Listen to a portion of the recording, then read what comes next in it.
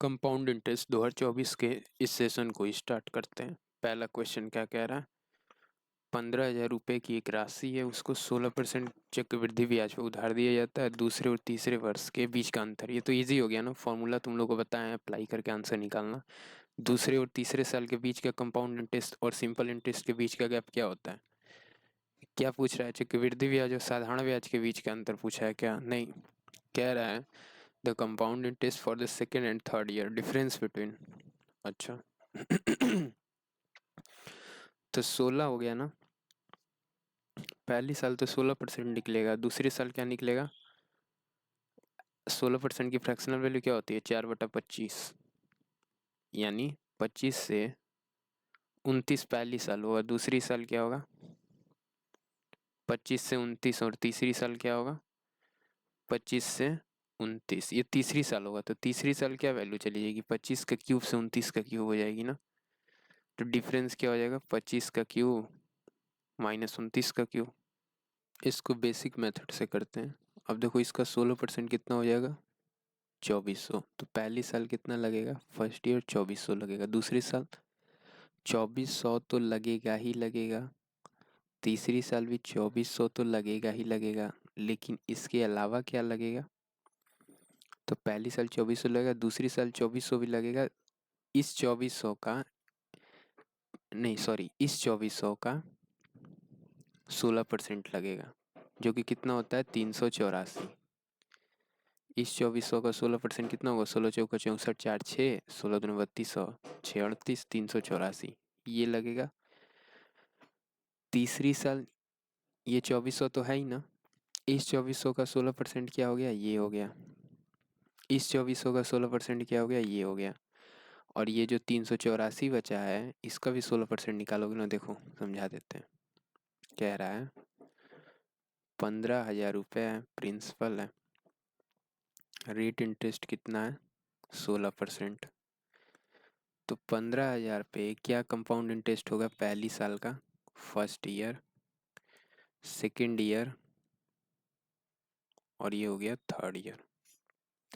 तो 15,000 का 16% कितना हो जाएगा? 2400। तो 2400 तीनों साल लगेगा, ये कॉमन है। पहली साल तो 2400 लगेगा, क्योंकि ये 15,000 का क्या है? 16% है। लेकिन दूसरी साल क्या होगा? इसका 16% भी लगेगा, 2400 भी लगेगा, और 2400 का 16% लगेगा, जो कि कितना होता है? 384।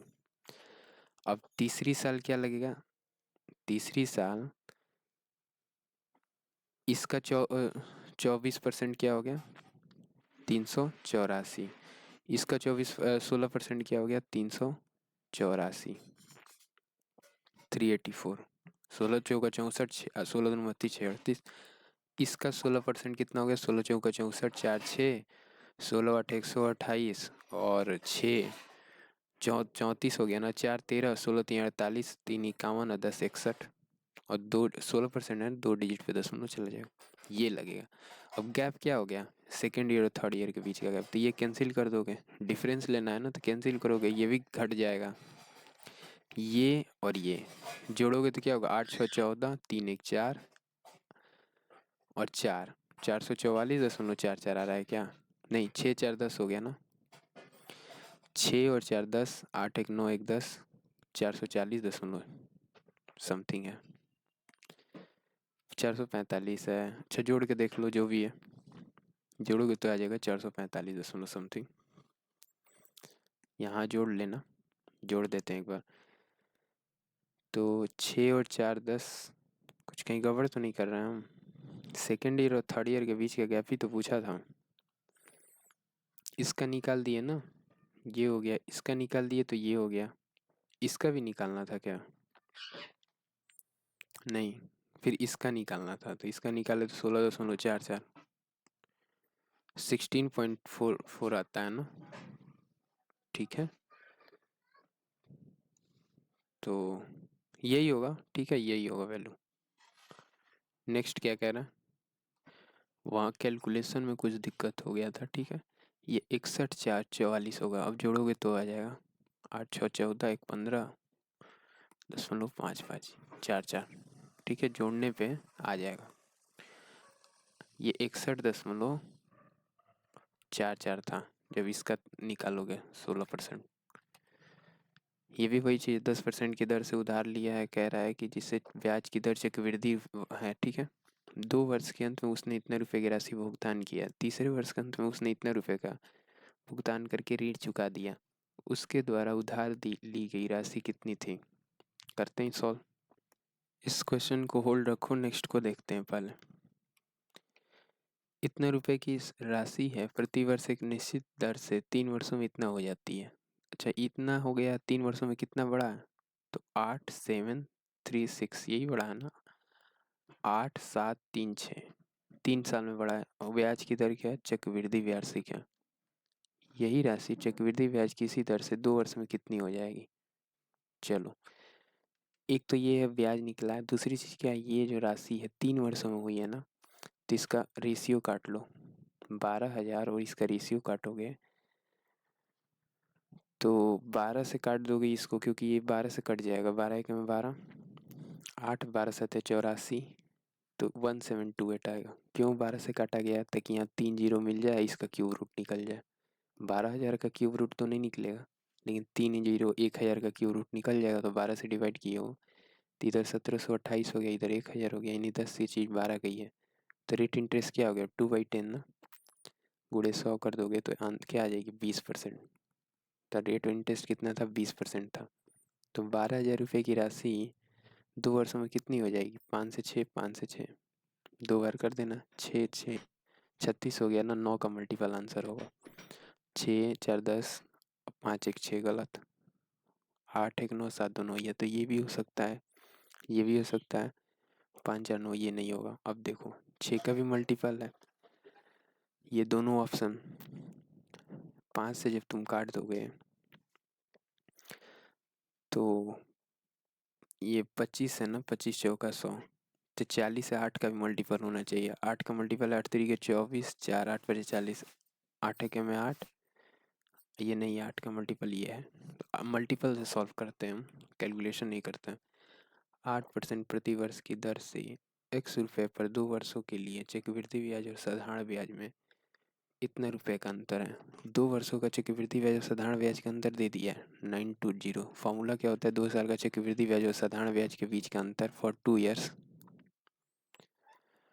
ये होता है PR/100 का होल स्क्वायर। जैसे साधारण ब्याज में होता है ना P/R/T/100, तो इसमें T की जगह 2 है, और 2 गुणे में नहीं है, 2 पावर में है।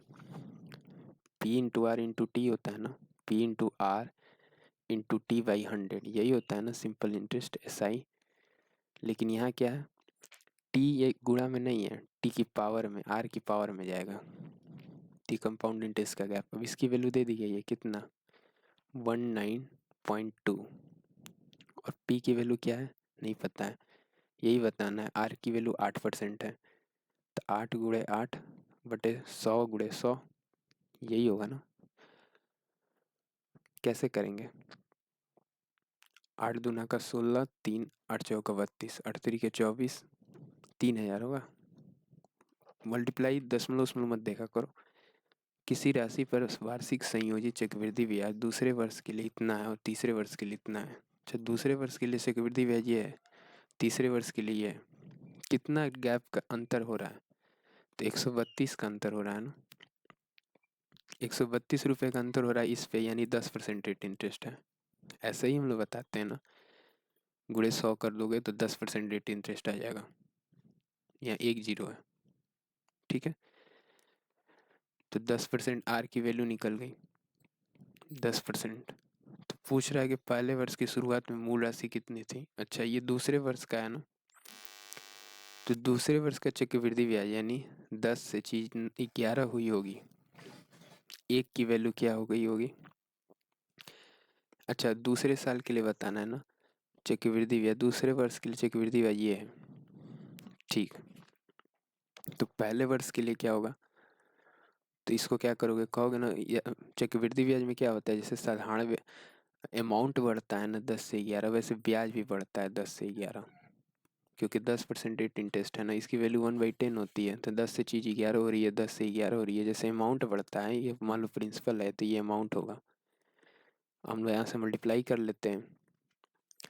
10 से 11 तीसरे साल में क्या होगा, 1000 से 1331 हो जाएगा।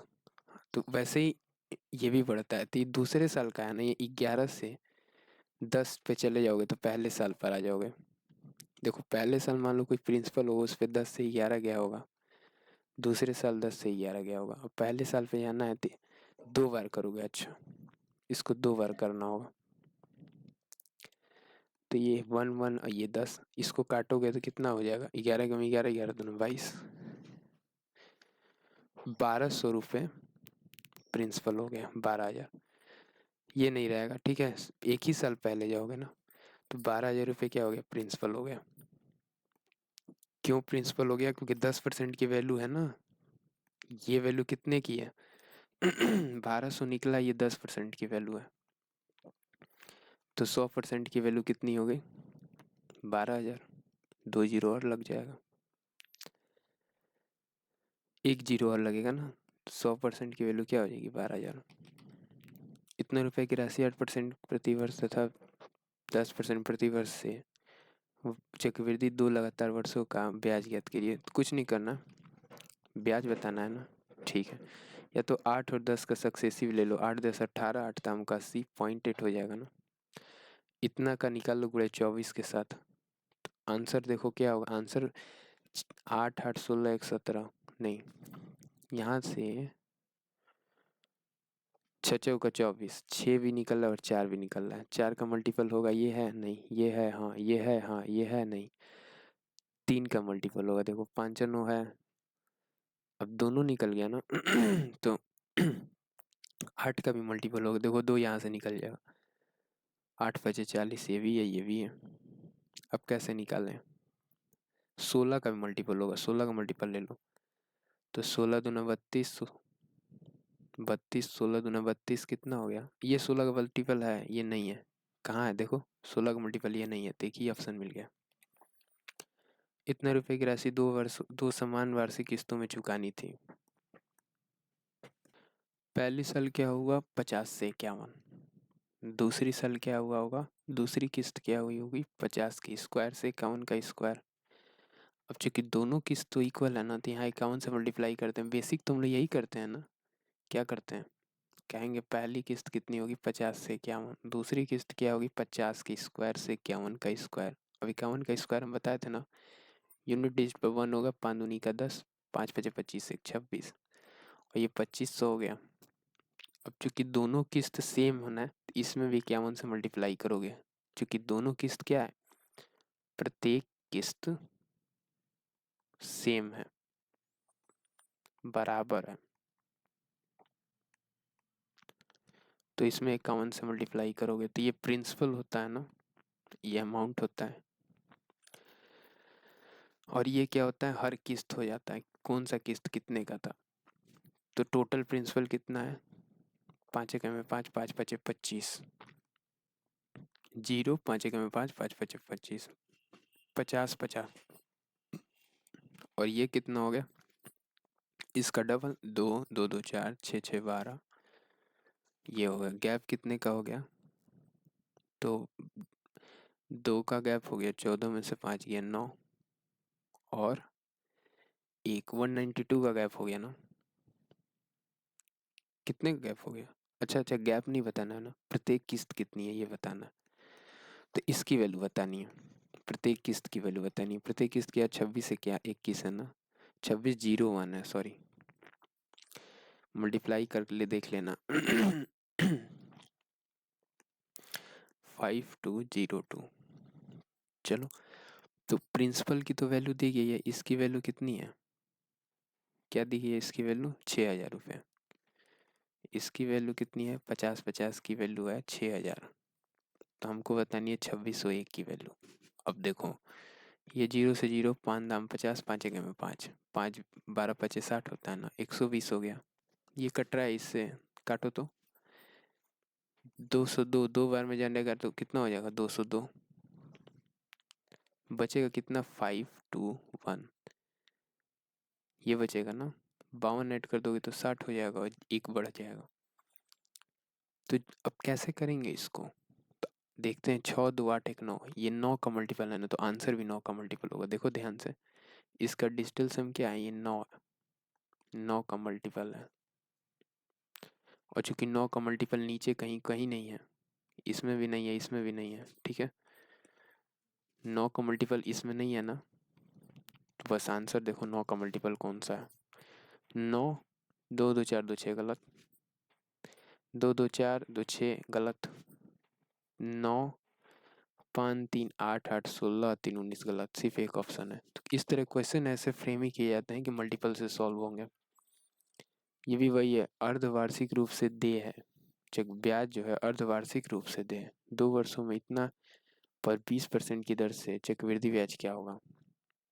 2 वर्षों में बोला तो 4 बढ़ जाएगा, 10 से 10 की पावर 4 से 11 की, क्योंकि 10% इसका अर्धवार्षिक हो जाएगा ना, 11 की पावर 4। और 15750 पे निकालना है, तो 11 का मल्टीपल चेक करना पड़ेगा आपको। तो कौन सा 11 का मल्टीपल है, ना ये मिलेगा ना ये मिलेगा।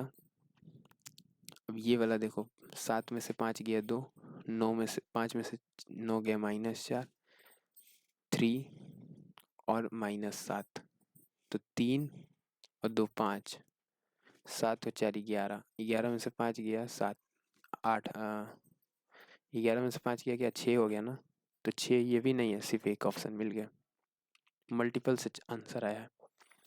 इतना रुपए है 2 वर्षों में प्राप्त, इतना रुपए का वर्तमान मूल्य क्या है, 2 वर्षों में प्राप्त हुआ है, यानी अमाउंट है। यदि 12% रेट इंटरेस्ट है, अर्धवार्षिक संयोजित किया जाता है, 12% का अर्धवार्षिक 6% हो जाएगा। 6% की फ्रैक्शनल वैल्यू होती है 50 से 3, ठीक है। लेकिन ये 2 वर्षों में प्राप्त अमाउंट है ना, 1000 रुपये है कि 10,000, 10,000 है, यानी ये 53 हुआ होगा। 53 से 50 ऐसे पावर 4 में जाएगा, क्योंकि एक वर्ष में 2 महीने होते हैं ना, 6 6 महीने के, तो 4 वर्ष में 2 वर्ष में 4 हो जाएंगे, 6 6 महीने। तो वैल्यू 50 से 53 होती है, लेकिन वापस हमको प्रिंसिपल पे जाना है, क्योंकि ये अमाउंट 10,000 क्या दिया है, अमाउंट दिया है, तो 53 से 50 पे जाओगे। तो जो भी आंसर होगा, ठीक है, जो भी आपका आंसर होगा वो 5 का मल्टीपल होगा। 5 का मल्टीपल होगा ना भाई, ये 53 है, ये तो काट नहीं रहा इसको, तो 5 का तो मल्टीपल होगा भी, 25 का भी मल्टीपल होगा, क्योंकि 5 की पावर मल्टीपल में जाएगा, 125 का भी होगा। और जीरो कितना जाएगा, 4 जीरो यहाँ से मिलता ही होगा, तो 4 जीरो भी चाहिए। छोड़ दो 1 मिनट के लिए जीरो। और बताओ, 5 का मल्टीपल है, ये नहीं है, ये है नहीं है, ये है नहीं है, ये है, लेकिन देखो आंसर सी वाला है। तो ये क्वेश्चन बहुत कमाल का है, ठीक है। 5 3 8, 8 की पावर 4 अगर करोगे तो 8 8 64, और 64 64 का स्क्वायर 512 शायद, 5 2 7 1 8, ये हो गया 8, 8 दूना 16, 12 8 96, 8 5 40, तो ये भी तो मल्टीपल नहीं है ना। अच्छा, देखते हैं। अब इसको जो है ना, आपको डिजिटल सम से सॉल्व करना पड़ेगा, क्योंकि कैलकुलेशन तो बहुत बड़ा हो जाएगा। डिजिटल सम 5 2 7, 7 गुणे 7 डिवाइडेड बाय 5 3 8, 8 गुणे 8 गुणे 8 गुणे 8, यही करोगे ना। और इसका तो 1 ही हो गया। अब देखो, ये 49 हो गया, 9 4 13, 3 1 4, 49 हो गया ना। ये 8 8 64, 6 4 10 हो गया, 8 8 64, 6 4 10 हो गया, तो यहाँ तो 10 हो गया, तो डिजिटल सम यहाँ नीचे 1 हो गया, तो ऊपर क्या सम आंसर क्या होना चाहिए, 4 का डिजिटल सम होना चाहिए। अब देखो 9 9 हटा दे दो, 7 2 9, ये गलत। ये देखो 9 7 2 9, 9 हट गया, 4 है, इसमें 4 है, इसमें देखो 9 7 2 9, 9 हट गया, इसमें भी 4 है, 9, ये नहीं है, 9 4 13, 3 और 1, अच्छा 9 और 4, 7 और 4 11 नहीं। अब ध्यान से देखो यहाँ 4 7 2 9, 9 4 हो गया, 7। देखो डिजिट्स की चेंज किया गया है, देख रहे हो ना, डिजिट्स भी चेंज कर दिया है कि आप डिजिटल सम से भी नहीं लगा सकते हो। तो एक बात बताइए, आंसर जो होगा, ठीक है, अब इसको कैसे करेंगे, डिजिटल सम भी लगा दिए, तो ये था कि दो ऑप्शन एलिमिनेट हो गए हैं, अब दो में आंसर बताना है आपको। इसको थोड़ा सा होल्ड रखो, मैं इसका एक्सप्लेनेशन अच्छे से दूंगा तब बताऊंगा। कैलकुलेशन आपको कैलकुलेशन वाली वीडियो में मैंने बताई है, वहाँ से आप सॉल्व कर लगे। यहाँ टाइम ज़्यादा लग रहा है, हम लोग को टाइम करना है 1 मिनट के अंदर क्वेश्चन को, तो इसका बेस्ट मेथड मैं निकाल कर लाऊंगा आपको। इतना रुपए की राशि 7% की वार्षिक दर से 3 वर्षों में देय साधारण ब्याज और वार्षिक रूप से संयोजित जाने वाले चक्रवृद्धि ब्याज का अंतर 3 साल का हम बता चुके हैं आपको। 3 साल का भी फॉर्मूला होता है, क्या होता है, PR/100 का होल स्क्वायर, ये 2 साल का होता है ना, CI माइनस SI का। क्या पूछा है, साधारण ब्याज और चक्रवृद्धि ब्याज का अंतर ना 3 साल के लिए। और फिर क्या होता है 3+R/100 का होल, बस यही होता है, होल स्क्वायर नहीं होता, PR/100 का होल स्क्वायर और 3+R/100। प्रिंसिपल दिया गया है ना 6500, रेट दे दिया है 7 × 7 ये 4 0 ले जाएगा, और फिर यहाँ 7 रखोगे तो 307 हो जाएगा बटा 100। अब देखो ये 0 से ये 0 कैंसिल, अब जो भी होगा आंसर वो 7 का मल्टीपल होगा, 13 का मल्टीपल होगा, 5 का भी मल्टीपल होगा। 7 का मल्टीपल है, 7 में 7 2 17 के 21, 3 नहीं, नहीं है। ये देखो ये है 7 में 7 2 7 चौक 28, 7 नहीं, 7 में 7 2 17 के 21 4 7 6 42 नहीं, सिर्फ एक ही ऑप्शन है 7 में 7 2 17 के 21 6 7 9 63 4 7 चौक 28, नहीं रुको, 7 में 7 2 17 के 21 6 7 9 63 4, 13 कक से देखो तो 63 कटा 63 91 6 13 5 65 2। अगेन ये भी फंस रहा है, देखते हैं इसको। अगर सिंपली इसे गुणाई कर देते हम, एक बार 7 से कर दो, 7 7 49 49 17 के 21, एक बार और 7 से कर दो, 7 9 63 3 6 7 चौक 28 8 6 14 34 4 3 7 में 7 3 10 0 1 7 2 9 14 1 15। अब एक बार फिर 13 से कर दो, 13 3 39 9 3 13 9 104 13 9 117 3 20 0 12 13 0 0, तो 2 हो गया ना और 12 लिख देंगे,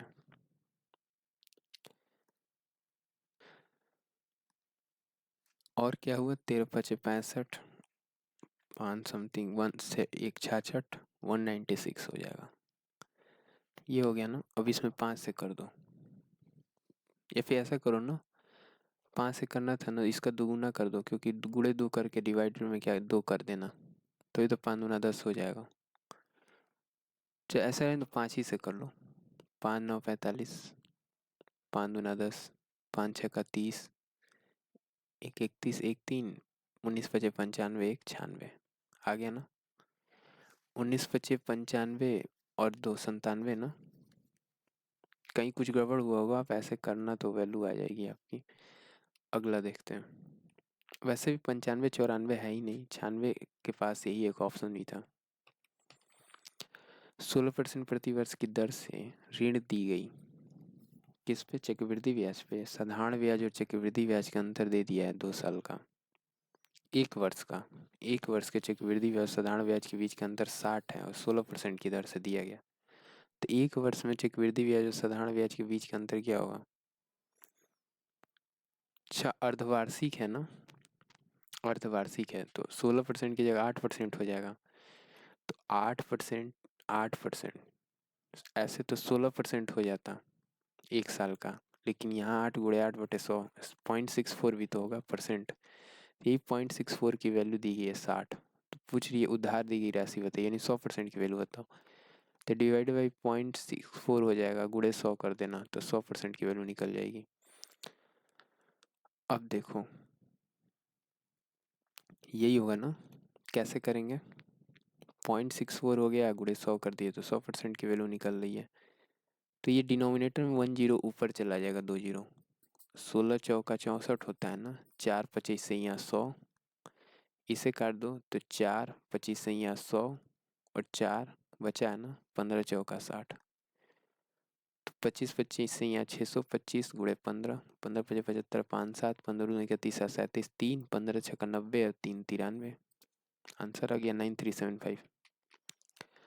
एक निश्चित राशि पर 8% प्रति वर्ष की दर से 2 वर्षों के लिए चक्रवृद्धि ब्याज इतना है। समान राशि पर समान ब्याज पर 2 वर्षों के लिए साधारण ब्याज क्या होगा? अच्छा, 2 वर्षों का चक्रवृद्धि ब्याज क्या 8% की दर से? 8% की फ्रैक्शनल वैल्यू होगी 25 से 2/25। तो वैल्यू क्या गई होगी? चक्रवृद्धि ब्याज इतना है ना, तो ठीक है। 25 2 वर्ष का प्रिंसिपल क्या होगा? ये हो गया प्रिंसिपल, ये हो गया अमाउंट। 25 से 27, 25 से 27, 2 साल का क्या हो गया? प्रिंसिपल ये हो गया और अमाउंट ये हो गया। गैप कितने का हो गया? 104 का। 104 की वैल्यू क्या दी गई है? ये वैल्यू होगी ना, 104 की वैल्यू ये होगी। हमें किसकी वैल्यू बतानी है? हमें किसकी वैल्यू बतानी है? 104 की वैल्यू ये है, तो हमें बतानी है 625 की वैल्यू। प्रिंसिपल बताना है ना। अच्छा, साधारण ब्याज कितना होता है 2 वर्षों का? तो प्रिंसिपल बता दोगे तो साधारण ब्याज पता चल जाएगा। प्रिंसिपल बता दोगे तो साधारण ब्याज पता चल जाएगा, क्योंकि यहाँ से तो सिर्फ आपको प्रिंसिपल अमाउंट और बीच का जो कंपाउंड इंटरेस्ट है 2 साल का, यही पता चल रहा है। तो ये कंपाउंड इंटरेस्ट 2 साल का कितना है? 104। 104 की वैल्यू क्या है? 6656। 2 साल का यही है ना कंपाउंड इंटरेस्ट 2 वर्षों के लिए। तो बता दो प्रिंसिपल क्या है? 625 की वैल्यू कटता होगा ये, ठीक है। 6 बार में ले जाओगे तो कितना? 6 चौका 24, 65 में से 24 कम कर दो, कितना हो गया? 6। अब इस कितने बार में जा रहा है? 4 चौका 16, 4 बार में जा रहा है ना, तो 64 गुणे 25, यही आंसर होगा। और 625, अब ये प्रिंसिपल हो गया।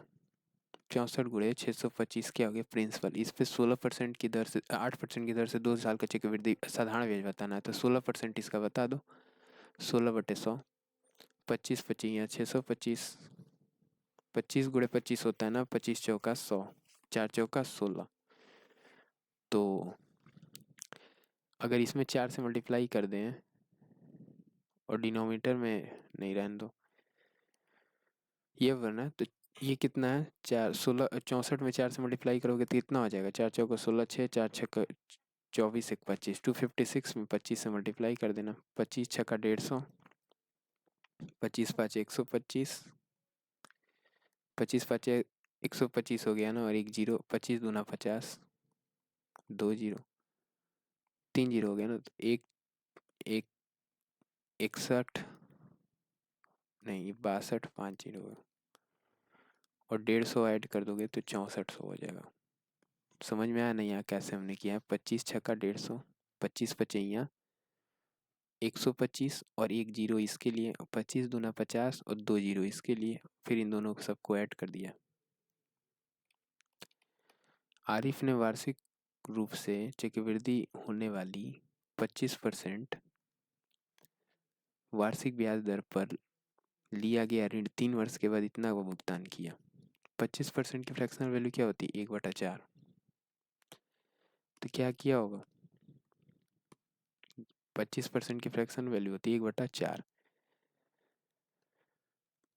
कलर चेंज कर लेते हैं। 25% की फ्रैक्शन वैल्यू होती है 1/4। 3 वर्ष के बाद इतना भुगतान किया है ना, 4 से 5, 4 से 5, 4 से 5, तो 4 चौका 16, चौका 64 से 5 पचे 25, 5 125, गैप कितने का हो गया? 61 का। ये कंपाउंड इंटरेस्ट है ना। 61 की वैल्यू क्या दी गई है? 15625। नहीं नहीं, ये 125 की वैल्यू है ना, 125 की वैल्यू क्या होगी? 15625। इतना का भुगतान करके चुका है, तो ऋण की राशि क्या थी? प्रिंसिपल बताना है, यानी 64 की वैल्यू बतानी है। तो इतने की वैल्यू ये है, इसको काटोगे तो कितनी बार में जाएगा? 125 का ये स्क्वायर है। देखो 25 गुणे 25 गुणे 25, 625 हो गया ना, इसमें 25 से मल्टीप्लाई करोगे ना, 15625 आंसर आएगा। या फिर 125 गुणे 125 करोगे तो भी 15625 आएगा, याद कर लो क्या है। या तो 25 का क्यूब कितना होता है, 25 25 या 625, और इसमें 25 से मल्टीप्लाई जब करते हो तो ये होता है 15625। और जब इसमें 125 गुणे 100 करने पे क्या आएगा, तो भी यही वैल्यू आएगी। दोनों वैल्यू याद रखना। तो बस ये 125 टाइम्स है तो 125 गुणे 64 की वैल्यू बता देना। 64 की वैल्यू बताना है ना, कैसे करेंगे, 25 5 125 होता है ना, 64 को लिख देना गुणे 25 गुणे 5 कर दो, 25 चौका 100, 25 छक्का 150 और एक जीरो, तो कितना हो गया, 1600 हो गया ना। और 16 5 80, आंसर। 800 रुपये की राशि अर्धवार्षिक रूप से चक्रवृद्धि होने पर 15% 30% है तो 15% अर्धवार्षिक हो गया। चक्रवृद्धि ब्याज दर पर कितने वर्षों में इतना हो जाएगी, ये अमाउंट है। ठीक है, चलो तो 8000 कर दो। देखो 800 है ना, और ये 12167 है, 0.7 है, तो ये दशमलव हटा के यहाँ जीरो डाल दो। अब रेशियो काट दो, क्योंकि ये प्रिंसिपल हो गया, ये अमाउंट हो गया। कितने वर्षों में हो जाएगी इतना। तो अगर इसका क्यूब रूट अगर निकाल लेते हैं, ये पहले अमाउंट है, प्रिंसिपल रेशियो काट लेते हैं। यहाँ तो 7 है, इसका क्यूब निकलता होगा, देखो क्यूब, क्योंकि अर्धवार्षिक रूप से संयोजित हो रही है ना, नहीं पता है ना हम लोग को कितने होगा। स्क्वायर रूट इन सबों का निकले, कटेगा ही नहीं, पहले तो एक कैंसिल ही नहीं होगा। तो इसका क्यूब रूट निकाल सकते हो, इसका क्यूब रूट दिख रहा है सामने, इसका क्यूब रूट कितना हो गया 20, और इसका क्यूब रूट कितना हो गया। क्यूब रूट कैसे निकालते हैं, 3 का पेयर बना लेते हैं ना, और ये वाला छोड़ देते हैं। ये 7 है, 2837, याद कराए थे ना कि अगर यूनिट डिजिट 2 हो तो उसका 8 होता है, अगर यूनिट डिजिट 3 हो तो इसका 7 होता है, दोनों वाइस वर्सा होते हैं। मान लो किसी नंबर के लास्ट में 3 है तो उसका क्यूब करोगे ना तो 7 आएगा, क्यूब रूट निकालोगे तो। देखो 3 का अगर क्यूब करोगे तो 7 आएगा, 7 का क्यूब करोगे तो 3 आएगा। तो वैसे ही है, 2 का 8 होता है, 3 का 7 होता है, बस याद रखना। यहाँ यूनिट डिजिट पे 7 है ना, तो 3 हो जाएगा इसका। तो 3 तो हो गया इससे, ये किसके पास है, इसका क्यूब किसके पास है, 2 के क्यूब के पास है ना, क्योंकि 3 का क्यूब 27 हो जाएगा, 2 का क्यूब 8 हो जाएगा, तो बस 2 लिख देना। तो 20 से 23 हो रहा है, तो कितने का इंटरेस्ट मिल रहा है, 3 का इंटरेस्ट मिल रहा है ना। और 3 का इंटरेस्ट मिल रहा है किस पे, 20 पे। तो 100 पे कितने का मिलेगा, ये 15% आ गया कि नहीं। तो जो हम लोग चाहते थे वो आ गया। ये 15% तब आया है जब ये छमाही है, क्योंकि ये 2 साल के लिए है ना, इसमें 2 से गुणा करोगे तो 30 साल 30% होगा, जो कि ईयरली निकलेगा, वार्षिक। तो ये 3 कितने साल में हुआ होगा, 1.5 साल में हुआ होगा ना। 6 6 महीने करके 3 बार ले जाओगे, 1.5 साल में कितने 6 6 महीने होते, 3 बार होते हैं, तभी तो यहाँ 3 दिया है। 3 का मतलब होता है 3 साइकिल। अब चाहिए 6 महीने का हो, 1 1 साल का 3 साइकिल हो, जो भी हो। वो कैसे पता चला, यहाँ से पता चला कि 3 यूनिट ये जो ब्याज निकल रहा है इसकी वैल्यू क्या है, 20। 20 पे 3 का ब्याज मिल रहा है, तो 100 पे 15% का मिलेगा। तो 15% का 3 साइकिल है, जो 15% क्या है, 30% का, क्योंकि 30% वार्षिक है, तो 15% क्या है, 6 मंथ का है। तो हम लोग को पता चल गया ना कि 6 मंथ के 3 साइकिल होंगे, 1.5 साल। 21,000 3 वर्षों के लिए 10% वार्षिक चक्रवृद्धि पर उधार दिए जाते हैं, मिश्र धन। इजी हो गया ना, 3 साल के लिए 10 10 क्यों हो गया, 10% का वैल्यू होता है ना, और 21 3 जीरो चला जाएगा, ये तो खत्म ही हो जाएगा, 3 जीरो खत्म हो जाएगा। 1331 गुणे 3 गुणे 7, 21 को 3 गुणे 7 लिख सकते हो ना, यही वैल्यू आएगी। 7 से कर लो, 7 में 7 7 21, 1 2 7 21 2 23 3 2 7 में 7 2 9, 3 7 21, यूनिट डिजिट पे 1 आएगा, लिख लो ऐसे, 1 2 3 1 3 2 5, 3 3 9 3 9 27। 2795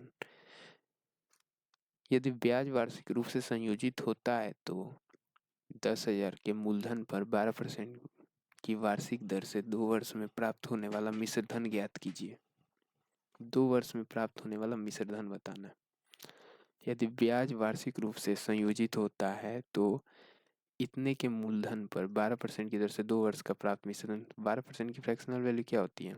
4 तिया 12, 25 चौका 100, तो वैल्यू क्या हुई होगी? 25 से 28, 2 वर्षों में बताना है तो गुणे 28 और यहाँ 25 और मूलधन क्या है? 10,000 है। ये खत्म, ये खत्म, ये खत्म, 4 4 गया। 28 का स्क्वायर कितना होता है? 784 ना। इसमें 16 से गुणा कर दो। 16 चौका 64, 4 6, 16 8 128, 8 6 14 34, 4 13, 16 7 112 और 13 125 आंसर। या फिर ऑप्शन देख लेना, इस 4 का मल्टीपल ऑप्शन कौन कौन सा है? ना ये है, ना ये है, ना ये है, सिर्फ एक ही ऑप्शन है। 5,000 का निवेश किया एक बैंक में जिसमें अर्धवार्षिक चक्रवृद्धि ब्याज दर 10% प्रति वर्ष की पेश के। 10% अगर प्रति वर्ष है, अर्धवार्षिक चक्रवृद्धि ब्याज दर 10% प्रति वर्ष है तो अर्धवार्षिक क्या हो जाएगा? 5% हो जाएगा 6 मंथ का। तो क्या पूछ रहा है? 2 साल के बाद उसे कितनी राशि मिलेगी? तो 5% से निकलेगा ना, यानी 20 से 21। 5% की फ्रैक्शनल वैल्यू क्या होती है? 1/20 होती है ना। तो 20 से 21, 20 से 21 करके मिलेगा तो 21 की पावर 4, 20 की पावर 4 हो जाए। और प्रिंसिपल कितना है? 5,000 रुपये निवेश किया था, कितनी राशि मिलेगी? यही मिलेगी। अब ये तो काफ़ी बड़ा हो गया कैलकुलेशन। अब देखो यहाँ 4 जीरो आएगा और 2 की पावर 4 क्या होता है? 16, और 4 जीरो आ गया तो 3 जीरो तो खत्म हो गया, 10 बचा है। 5 दूना 10 हो गया। अब देखो आंसर क्या होगा? 21 है ना। 21 में 3 और 7 है, नीचे 3 7 कहीं नहीं है ना। आंसर 3 और 7 को तो मल्टीपल होगा। 3 का मल्टीपल देखो, 6 है, 5 1 6 है, ये नहीं है। 6 है, 3 2 5 नहीं है। 6 है, 5 2 7 नहीं है। 8 7 15 और 6 देखो, 3 के मल्टीपल से, 3 के मल्टीपल से क्वेश्चन सॉल्व हो गया। इतना 1000 एक वर्ष के लिए इतना % वार्षिक ब्याज दर से उधार दी जाती है। कह रहा है कि इतना रुपए की एक राशि 15% की वार्षिक ब्याज दर से उधार दी जाती है जिस पर ब्याज वार्षिक से रूप से चक्रवृद्धि किया जाता है। यदि ब्याज अर्धवार्षिक रूप से चक्रवृद्धि किया जाता है तो एक वर्ष की अवधि के अंत में उसका प्रारंभिक राशि पर कितना अधिक ब्याज होगा? तो देखो पहले तो 15% एक साल के लिए, अब मान लो इसको 7.5%, 7.5% 6 महीने पर दिया जाता है। 6 महीने में कितने साइकिल हो जाएंगे? 2 साइकिल हो जाएंगे। तो इसका गैप तो 15 तो हो ही जाएगा सम। और फिर 75 का मल्टीपल कितना होगा? 7 बटे 56, 56 25 और 2 डिजिट पे दशमलव ये, और चूंकि डिनोमिनेटर में 100 भी तो होता है ना, तो ये भी 1 डिजिट 2 डिजिट ले जाएगा तो 4 डिजिट हो जाएगा। इतने यही एक्स्ट्रा निकलेगा। ये 12,000 से मल्टीप्लाई कर दो। 12 पचे 60 जीरो, 6 12 दूना 24, 6 30 0 3, 12 छक 72, 3 75 5 3, 12 पचे 60 और 7 67 75 है ना, तो 7 निकला था। 67 पॉइंट समथिंग 5। इतना की राशि है 2 वर्ष के लिए निवेश किया गया। ठीक है। प्रसाद इतना का निवेश रचित के समान वार्षिक ब्याज दर पर 2 वर्ष की अवधि के लिए करता है, लेकिन प्रसाद के ब्याज की गणना वार्षिक चक्रवृद्धि आधार पर होती है। यदि 2 वर्ष की अवधि के अंत में प्रसाद को रचित से ब्याज के रूप में इतना अधिक, वही वाला क्वेश्चन है कि 2 वर्ष में इतना अधिक मिल रहा है ना, तो ये क्या होगा? 12,000 रुपये वो भी इन्वेस्ट किया, ये भी इन्वेस्ट किया, लेकिन इसको वो 2 वर्षों के लिए इन्वेस्ट किया साधारण ब्याज पे, ये 2 वर्ष के लिए इन्वेस्ट किया चक्रवृद्धि ब्याज पे। तो क्या अंतर हुआ होगा साधारण ब्याज और चक्रवृद्धि ब्याज के बीच का? तो हम लोग कैसे बताते हैं? प्रिंसिपल होता है और P/100 का होल स्क्वायर होता है ना, यही फॉर्मूला होता है ना। तो प्रिंसिपल तो दिया, रेट नहीं पता है, बाई 100, तो आर स्क्वायर तो करिए लो, यहाँ 100 × 100 कर लो, और इसकी वैल्यू क्या है 172.8। एक जीरो ये ले जाएगा 1728, यहाँ से एक जीरो खत्म और ये 3 जीरो खा जाएगा। अब देखो ये 12 का क्यूब होता है, तो 12 से अगर काट दोगे यहाँ तो 12 का स्क्वायर, रेट परसेंट कितना हो गया 12% आंसर। अगला, ए 20 से 2 वर्षों के लिए 20% साधारण ब्याज की दर से इतना राशि उधार लेता है। 20% पर 2 वर्षों के लिए 40% हो जाएगा ना साधारण ब्याज। 40% की इसका कितना हो जाएगा? तो 20 दूना 40, 20 पचे 100, ऐसे करोगे ना। 36 दूना 72 दूना 144, एक जीरो चला जाएगा। इतना रुपये ब्याज मिलेगा, ब्याज लगेगा। इस राशि का 75% सी को 20% चक्रवृद्धि ब्याज पर 2 वर्षों के लिए उधार देता है। 36 का 75% कितना होगा? 25 × 75, 25 चौका 100, 4 9 36, 29 27, 20% पर उधार दिया गया 2 वर्षों के लिए, तो कितना हो गया 44% ब्याज। तो ए शेष राशि का उपयोग अपने निजी उद्देश्य के लिए करता है। ए को कोई कुल हानि ज्ञात कीजिए। अच्छा, ए 20 से 2 वर्षों के लिए इतना ब्याज लिया था, इसको इतना ब्याज देना था, इतना पैसा लिया था। 3600 का 2700 उसने 44% पे चढ़ा दिया, तो ये 2 जीरो से 2% कैंसिल हो जाएगा। फिर क्या आएगा? ये 4 से मल्टीप्लाई करोगे, 4 7 28, 8 2, 4 दूना का 8 और 2 10, 108 हो गया। अब इसमें 11 से मल्टीप्लाई करना, तो 8, फिर 0, फिर 1 और फिर 1, इतना हुआ ना। हानि कितने का हुआ है?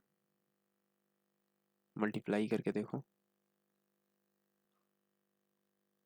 अब देखो खर्च तो कर दिए हो गए, कुछ तो खर्च किया है ना, कोई अपने निजी उद्देश्य के, उसका कोई मतलब ही नहीं है। इतना और इतना जोड़ोगे तो क्या होगा? 88 तो होगा, 8700। देखो 2700 रुपये इन्वेस्ट किया, किसी दूसरे को दिया, उस पर 44% ब्याज पर, तो वो पैसा वो लौटाएगा ना। और कितना ब्याज लौटाएगा? 1188 रुपये। जोड़ोगे तो कितना हो गया? 3888। 2711 38 हो जाएगा, 2088। लिया कितना था? 3600। देना उसको कितना था? देखो 3600 भी देना था।